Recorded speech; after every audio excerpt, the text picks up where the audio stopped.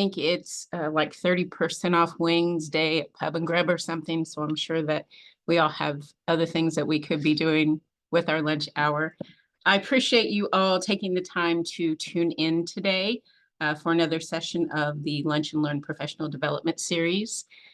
Today's session is designed to help new supervisors develop and succeed in their roles, but it will also be helpful to those of you who've already put in some time, some of you seasoned professionals, for lack of a better term. Well, I have a better term, but we don't use those kind of terms in HR because we get in trouble.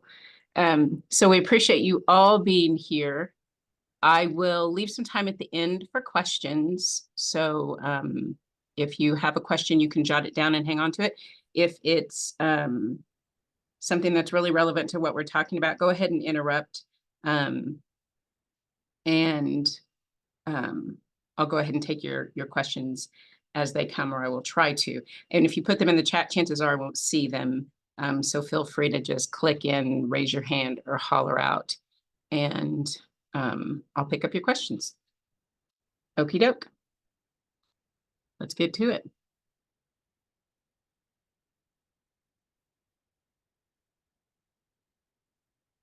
So starting a new role as a supervisor can be exciting and it can be very challenging. It is very challenging. This slide shows you the definition of a supervisor and the definition of a leader. And these terms are often used interchangeably, but they're very different. A supervisor is a person who oversees other people and manages their performance. And it may not even be people, they just may manage a thing, a performance, a process, a project. And a leader guides and influences people towards the achievement of a goal. I kind of see a leader as someone you would follow into battle. And in our case, the battle might just be a conference room. But the good news is you can be a supervisor and you can be a leader. And I hope your goal is to be both. And my goal today is to share some tips with you that can help you further that goal. So let's go over a few of the things that will help you succeed in your role as a supervisor. And I hope that it will help you be a supervisor that creates a positive and productive work environment and one that helps build your leadership skills. So this is our agenda for this hour. Just some of the things that I think are key to being a strong supervisor: knowing your role, building a strong team, learning the ropes of the organization, setting expectations and goals, leading by example, communication, developing the potential of your team, being present, proactive, and asking for help. So that's a lot. And where do you even start? Which skills do you tackle first? And I would suggest that you start with what you know. If you are great at goal setting and outlining expectations, focus on that while you adjust to your new role or adjust to new team members that fall under your leadership, and then work on the others as you move along. But let's dive a little bit deeper into all of these. So knowing your role. It's not just your job description that you're here to do. It's not just looking at the posting that you responded to in the ad and reading through those responsibilities and skill sets and thinking that's the extent of your position.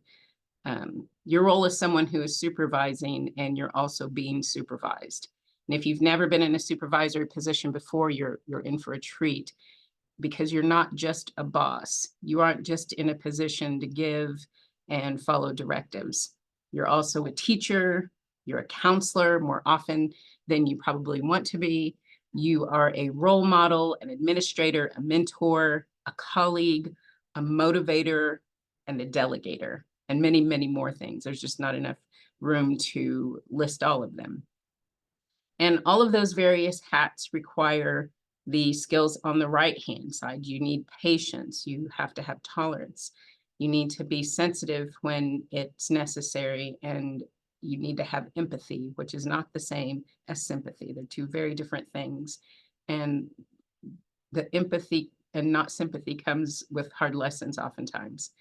You have to have decisiveness, a sense of humor. You have to have humility and compassion, and sometimes you need to be stern. Building a strong team. I tell people all the time that I'm not necessarily a good supervisor. I just happen to have a really, really great team. And I can't stress enough the importance of building a solid foundation within your department.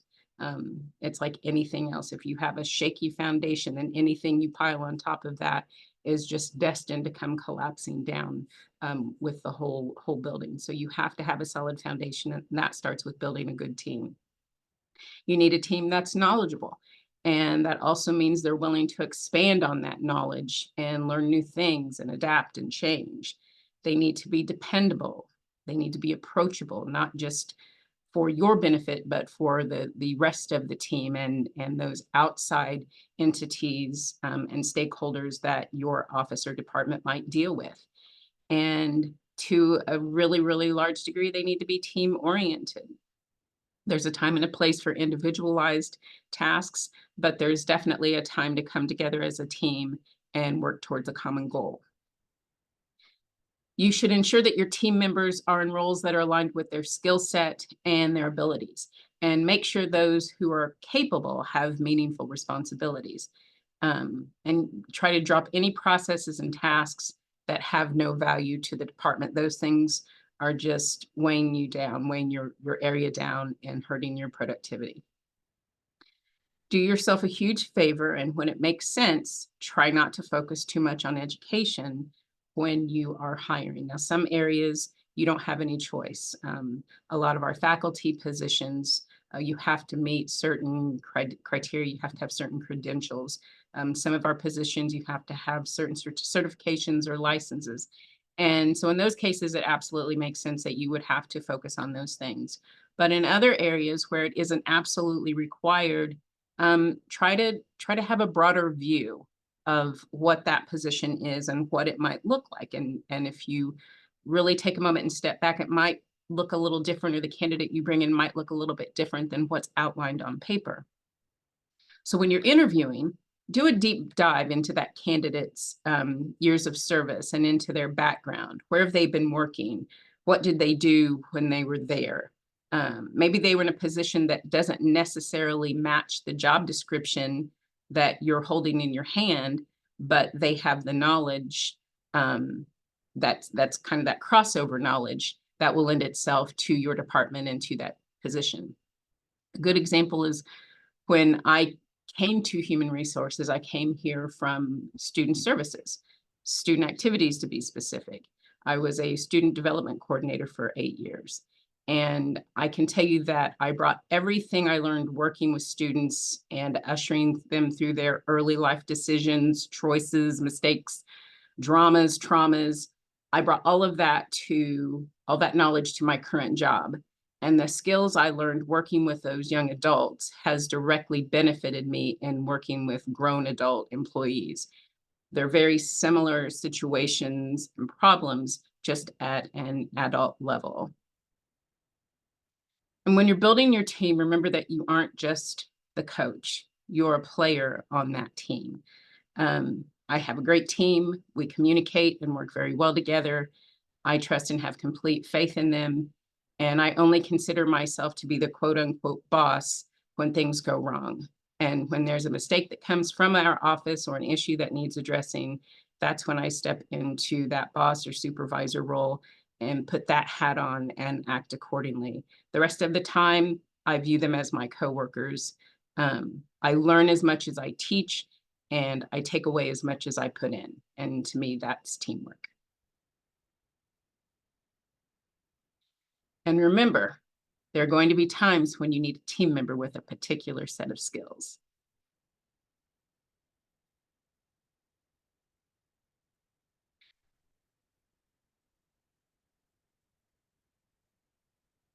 So learn the ropes. Don't make stuff up. Familiarize yourself with university policies and procedure.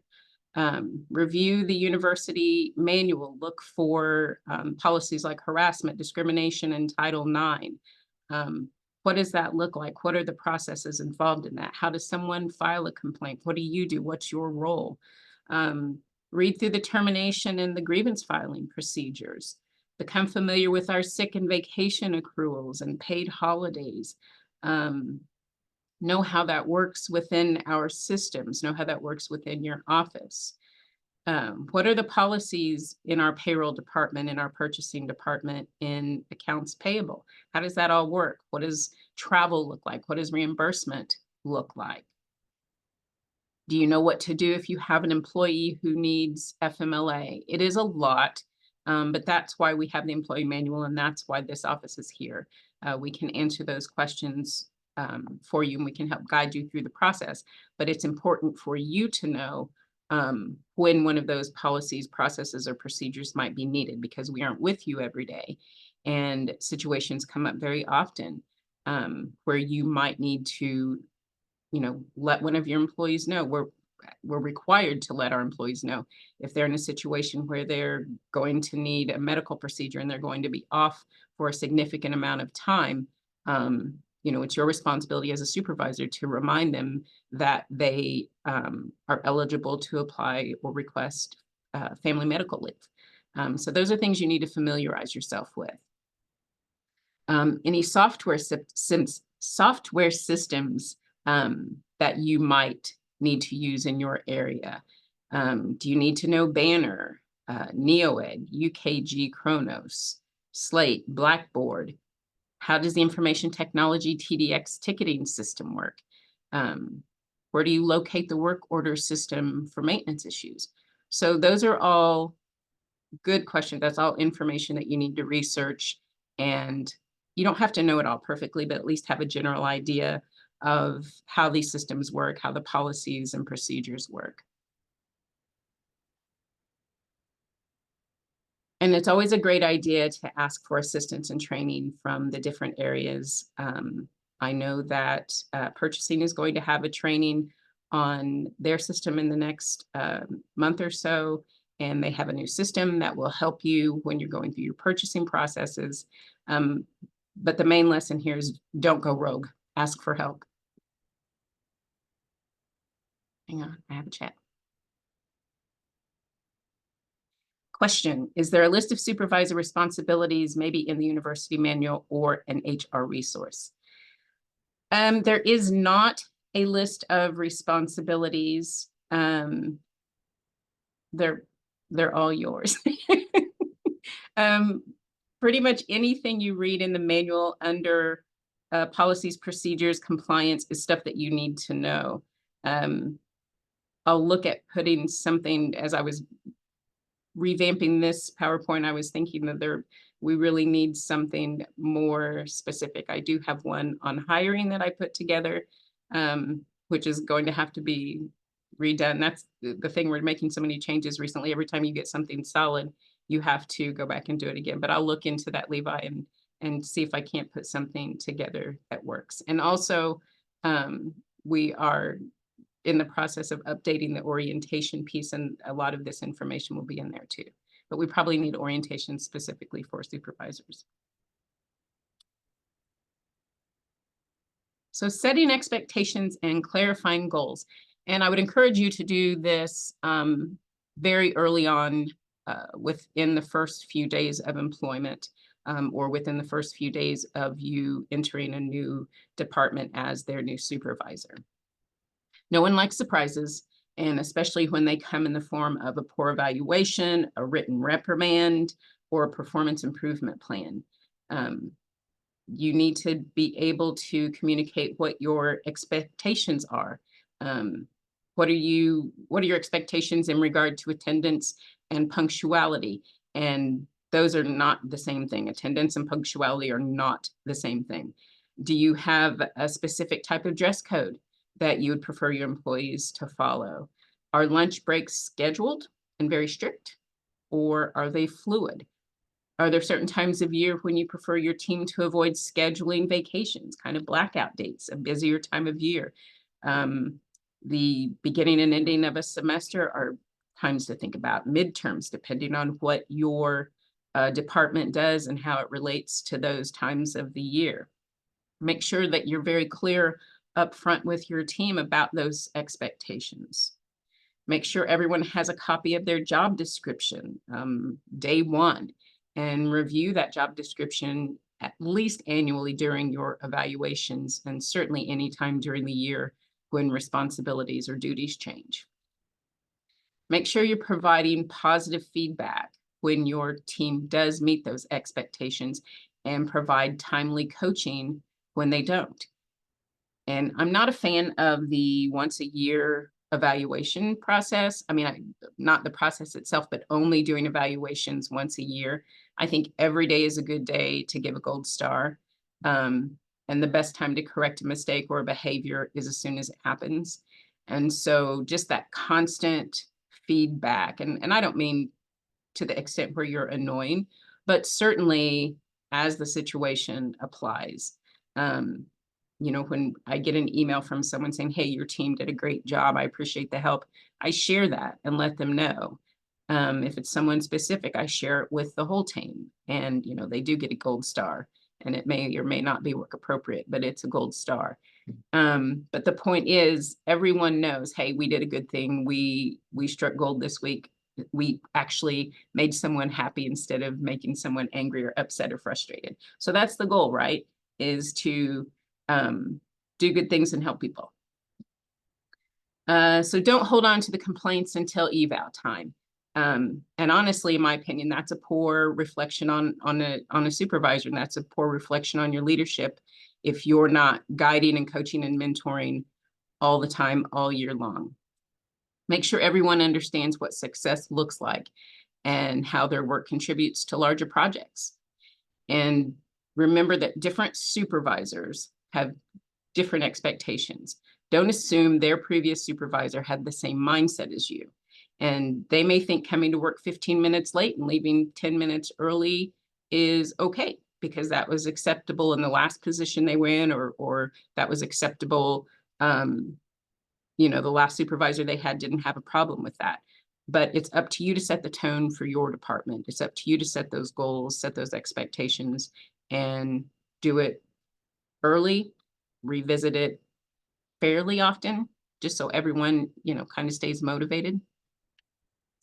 And when you're setting that tone, be consistent and be fair.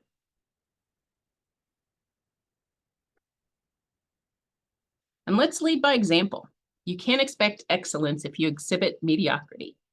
Model the behavior you expect from your team. And if you expect punctuality, be on time. You can't tell everybody else to be there at 8 o'clock and come rolling in at 15 after.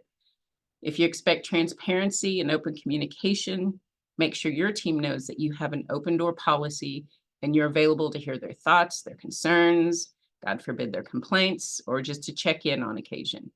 Actively listen and take their thoughts and ideas into consideration. And don't ask your employees to do something that you haven't done, you're not willing to do, or you're not willing to help with. Try to be proactive and positive. Show humility and own up to your faults. Show your team it's okay to make and own mistakes. And have their back.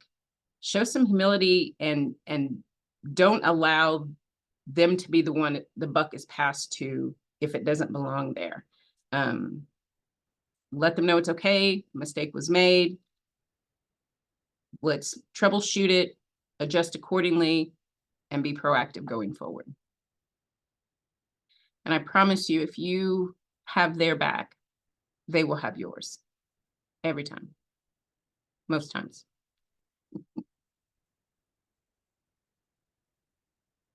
What recourse do you have as a supervisor when employees refuse to follow the dress code? Well, obviously start with conversation.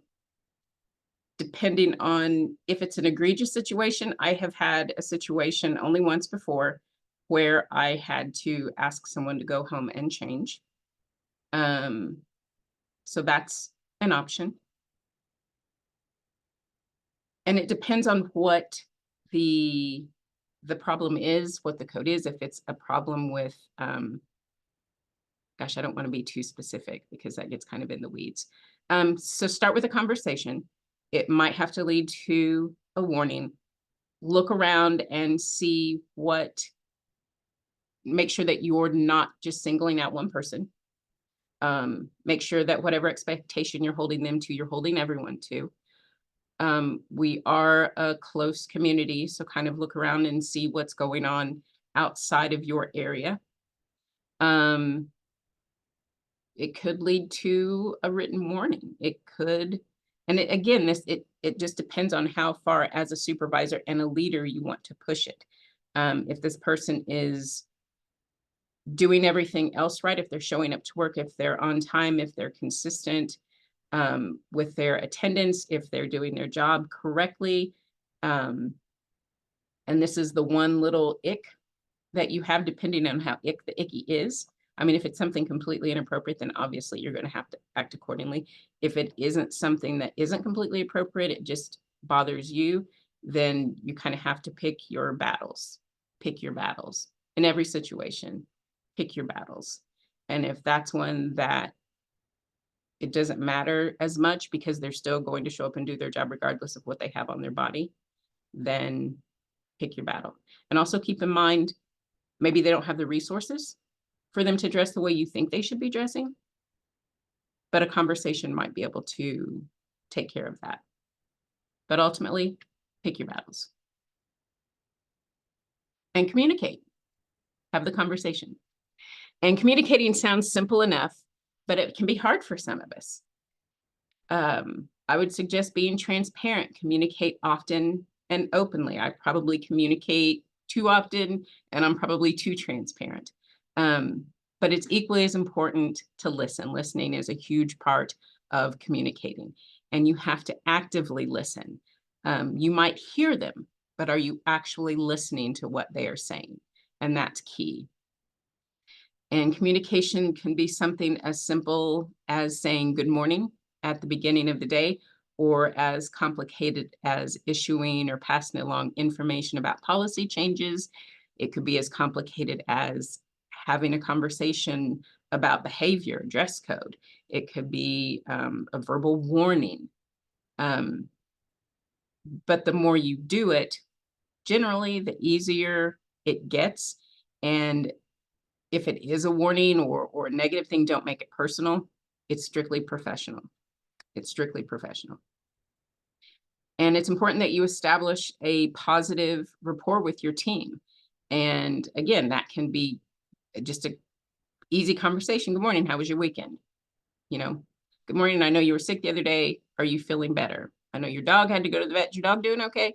So just letting them know that you're comfortable having a conversation, maybe not idle chit chat, but just a greeting conversation, just to let them know that you are available.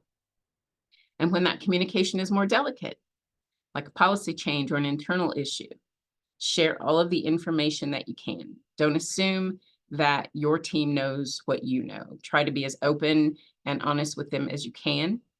When you are having those delicate conversations, be respectful and speak with them as professionals and not like they are subordinates. And if it's a situation where you want to share information about what's going on, like maybe the greater good of the university, just tell them, you know, I'd love to elaborate, but I don't know. I promise to share what I can when I can. But it's just important to establish that transparency, establish that communication. And sometimes it's going to be good, sometimes it's going to be bad, sometimes it's going to be just idle conversation, but it's just really important that they understand that you are available. And when it comes to the operation of your department, again, have those conversations, be open to their suggestions, be open to any possible changes. Those folks know more about what they're doing than you do, generally, because things change so much and they're right there doing it all day, every day. And so more often than not, they're in the ditches, they're right there on the front line, so they know what's happening. So if they have some thoughts or suggestions or strategies that might improve office flow, listen, take those into considerations. If it isn't anything that's going to hurt, harm, or hinder, give it a try. You can always go back to what you did before.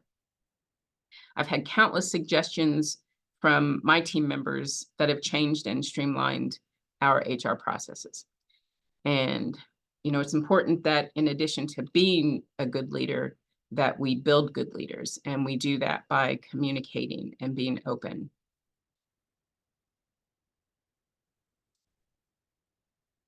Develop your staff's potential. So this is another slide that focuses on building leaders. And I guess they all kind of focus on building leaders. But make sure your staff is given every opportunity available to pursue professional development, both on and off campus. And I don't mean just me sitting here talking at you during lunch. I mean, I'm all right, but there are other folks out there. There are other organizations out there that have some very useful information. And maybe you have a team member that has some skills that need to be fine-tuned, or you have a certain skill set that you want them to learn. And is there a seminar or webinar or conference that they can attend?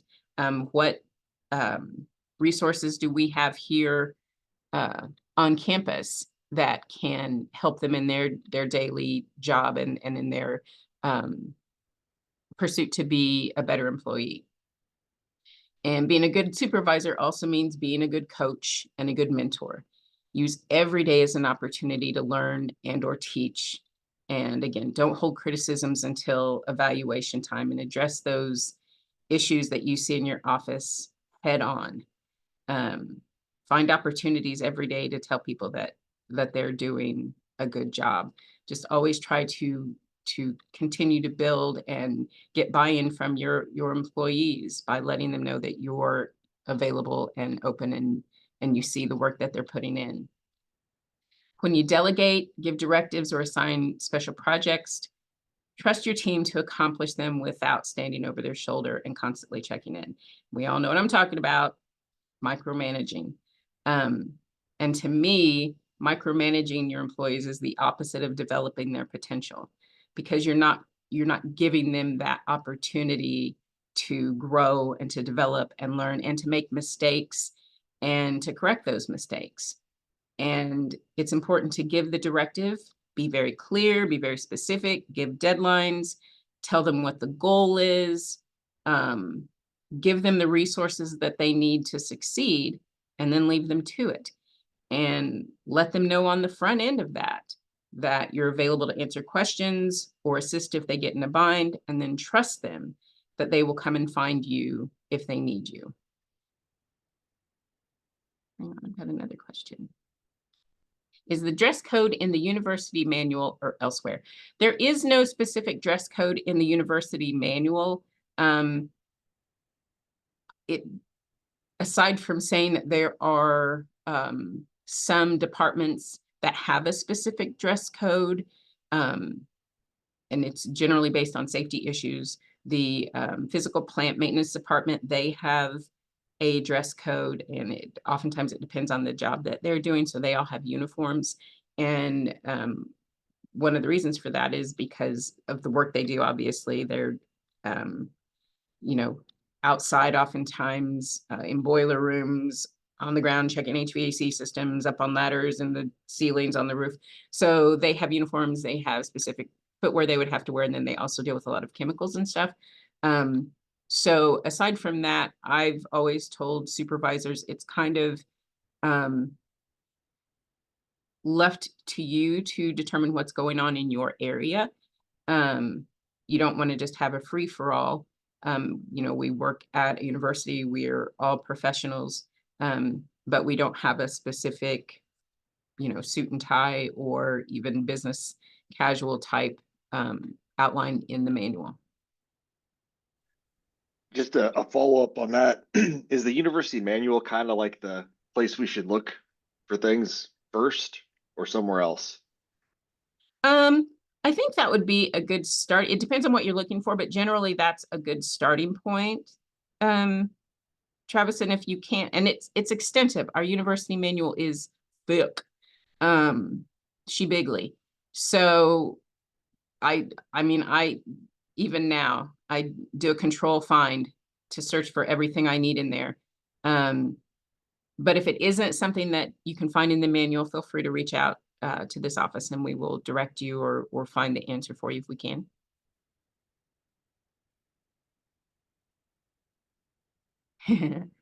398 pages of fun. Yes. Yes.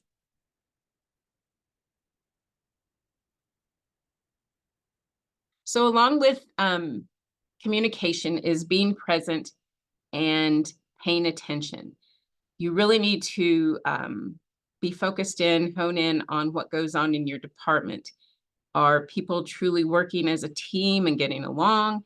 Is there someone that is suddenly withdrawn or unexpectedly silent at meetings? Are there folks who seem to be doing a little bit more work than others? Some are just kind of, shirking their responsibilities or letting someone else bear the load. Um, it's just always good to listen with your ears and your eyes and make sure that your team understands that you are open and available. Again, communicate with them in a way that encourages them to be comfortable coming to you with work concerns and questions. Um, and don't forget to listen with your eyes. Pay attention to cues, behaviors, body language that might be a clue that there is tension or discontent within the ranks. And it's really not hard to see and feel.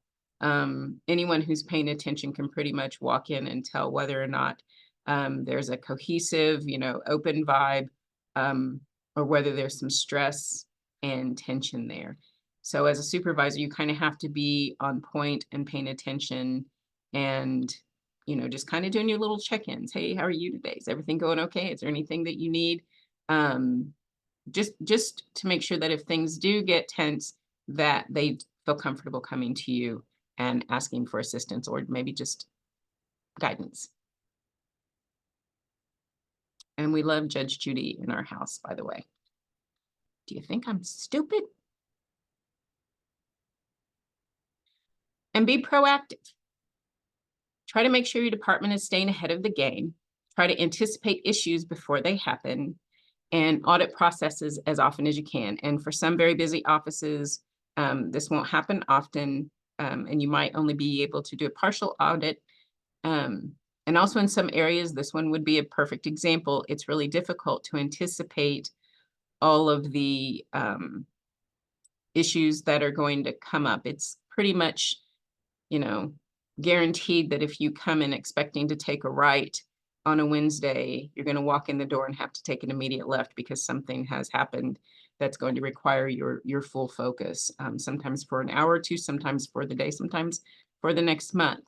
But if you kind of try to anticipate and look around and see what's going on, and find one or two quick but impactful fixes, that will help you run more efficiently or, correct a mistake before it happens or prevent a mistake before it happens, that it's worth the time to do that. And again, make sure that you're asking your employees, what do you see? What's going on here? Make sure that, their thoughts and ideas on improvement are being heard. Micromanaging. Micromanaging is frustrating at best and at worst can cause a decrease in morale and even in creativity, certainly in creativity.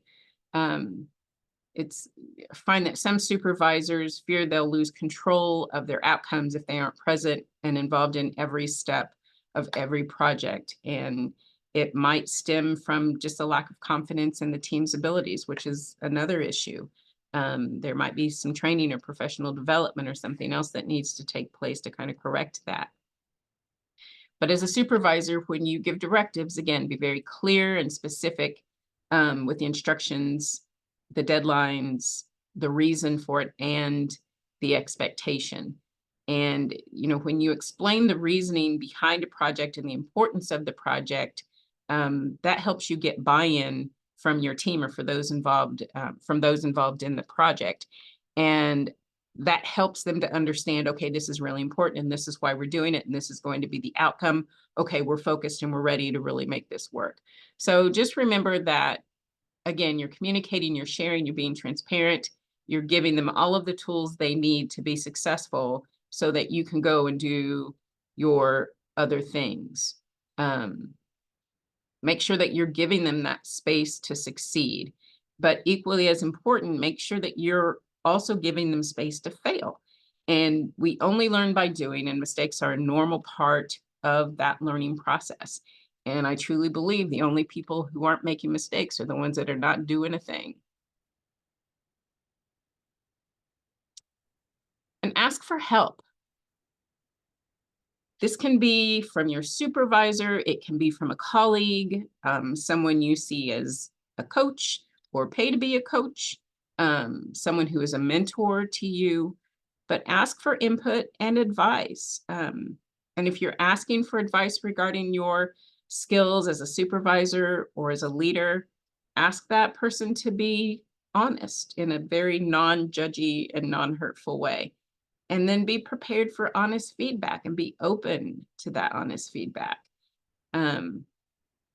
This is a very difficult job.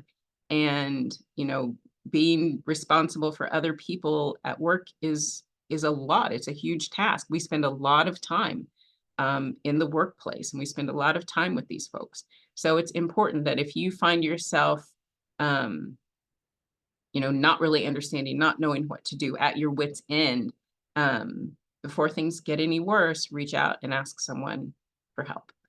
And we're all fighting the good fight, and none of us needs to fight it alone. And I like this quote, none of us is as smart as all of us. And I rely heavily on the all of us.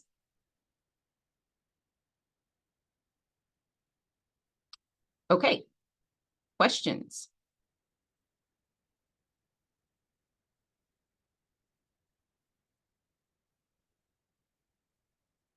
No?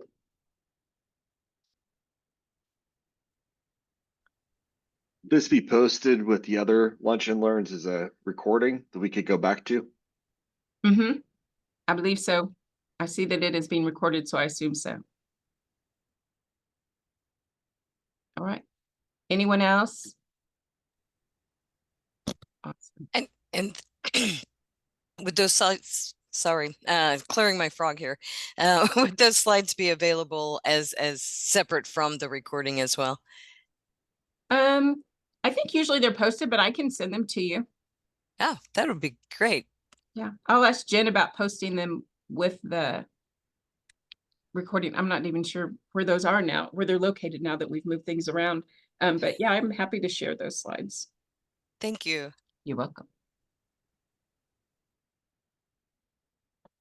Anybody? You know, there's some general guidelines on when and how quick to get HR involved with specific situations. Are there certain thresholds or things that maybe as a new supervisor, especially, but even seasoned supervisors, you may, you know, we're all going to look at situations a little differently, but there are certainly some that at least I've experienced where it doesn't really matter what I think. It's something that has to get elevated and handled kind of differently. Do you have any guidance there? That's a good question. I always ask if someone comes to, if one of your direct reports were to come to me, my first question is, after I've heard their initial complaint, have you spoken to your supervisor? Have you given them the opportunity to assist you, to rectify, clarify, you know, whatever the situation may be? For someone who is at your level that comes to me, at that point, I'm assuming you've done everything you can. Now, if it's a discriminatory issue, a sexual harassment issue, anything like that, that's going to be an immediate call to HR. That's not something that you can or should try to fix yourself. But if it is employees who aren't getting along, a couple of employees who aren't getting along, you've tried to mediate, you've warned them. If it's just one individual, the same situation, you've tried to get involved, you tried to mediate, you tried to coach, mentor, you've issued a warning.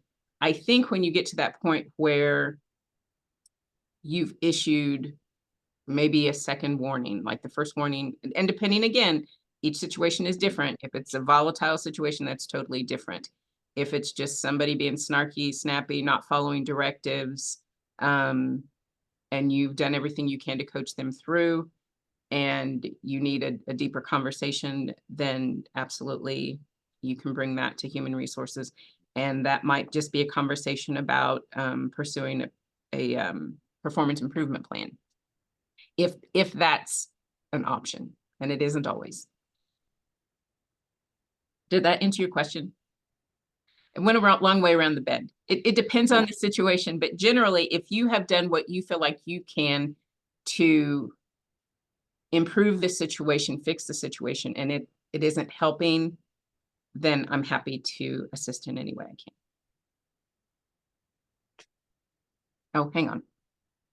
There's some stuff going on in the chat. How do you deal with an underperforming employee, especially when you don't have direct access to? As you aren't their direct supervisor. Oh, ooh, that's touchy. Another good question. That's tricky. You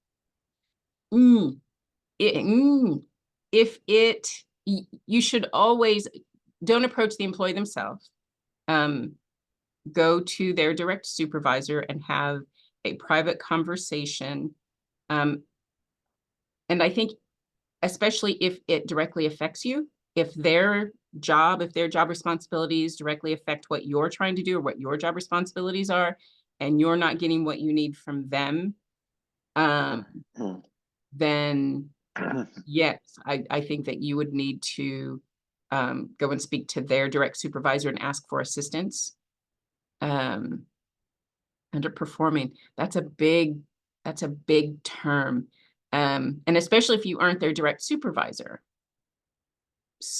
And again, supervision is relative, right? So what your expectations are might not be what their actual supervisor's expectations are. But if it is affecting you, if it is preventing you from doing what you need to do, then that certainly would require a conversation, but I wouldn't address that with the person directly.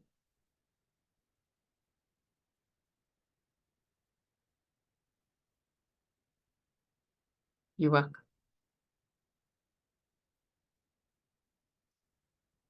Did I answer that question okay? I hope so. That's tricky. Anybody else?